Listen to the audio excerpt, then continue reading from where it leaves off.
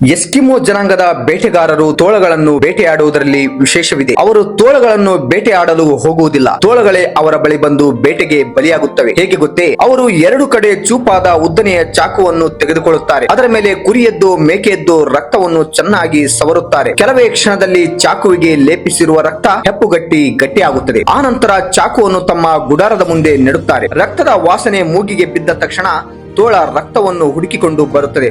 ಅದಕ್ಕೆ ಚಾಕುವಿನ ಮೇಲೆ ಲೇಪಿಸಿರುವ ರಕ್ತ ಕಾಣುತ್ತದೆ ಹೊರತು ಚಾಕು ಕಾಣುವುದಿಲ್ಲ.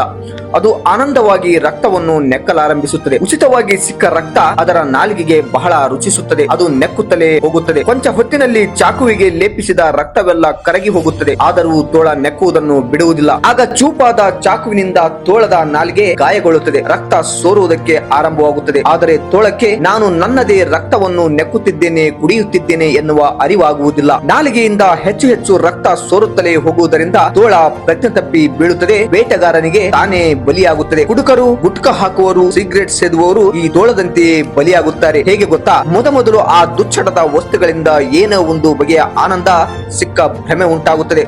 ಆದರೆ ಬರುತ್ತಾ ಆ ಆನಂದ ದೇಹವನ್ನು ಹಾಳುಗೆಡುತ್ತದೆ ಎಂಬುದು ನಮ್ಮ ಗಮನಕ್ಕೆ ಬರುವುದೇ ಇಲ್ಲ. ಮೊದಲು ನಾವು ಚಟದ ವಸ್ತುವನ್ನು ತಿನ್ನುತ್ತೇವೆ, ಆದರೆ ಕೊನೆಗೆ ಆ ಚಟದ ವಸ್ತುವೇ ನಮ್ಮನ್ನು ತಿಂದು ಹಾಕುತ್ತದೆ. ನಮಗೆ ಸಿಗುತ್ತಿರುವ ಆನಂದ ಚಟದ ವಸ್ತುವಿನಿಂದಲ್ಲ, ನಮ್ಮದೇ ದೇಹ ಹಾಳಾಗುವುದರಿಂದ ಎಂಬುದು ನಮಗೆ ಅರಿವಾಗುವಷ್ಟರೊಳಗೆ ಚಟ್ಟ ಏರಲು ರೆಡಿಯಾಗಿರುತ್ತೇವೆ. ಮೊದಲ ಬಾರಿಗೆ ರುಚಿ ನೋಡು ಎನ್ನುವ ಸ್ನೇಹಿತರಿಂದ ದೂರವಾಗಿರಿ. ಆಗಲೇ ಚಟಗಳಿಗೆ ದಾಸರಾಗಿದ್ದರೆ ತೋಳಗಂತೆ ಬಲಿಯಾಗದೆ ಎಚ್ಚರವಾಗಿರಿ. ಆರೋಗ್ಯನೇ ಸಂಪತ್ತು. ಒಂದು ಲಿವರ್ನ ಬೆಲೆ 1 ಕೋಟಿ ರೂಪಾಯಿ. ಸತತವಾಗಿ 5 ವರ್ಷದಿಂದ ಕುಡಿಯುತ್ತಿರುವವರು ಮೊದಲು ಲಿವರ್ನ ಚೆಕ್ ಮಾಡಿಸಿ. ಈ ವಿಡಿಯೋ ಇಷ್ಟ ಆದ್ರೆ ಲೈಕ್ ಮಾಡಿ, ಶೇರ್ ಮಾಡಿ, ಸಬ್ಸ್ಕ್ರೈಬ್ ಮಾಡಿ.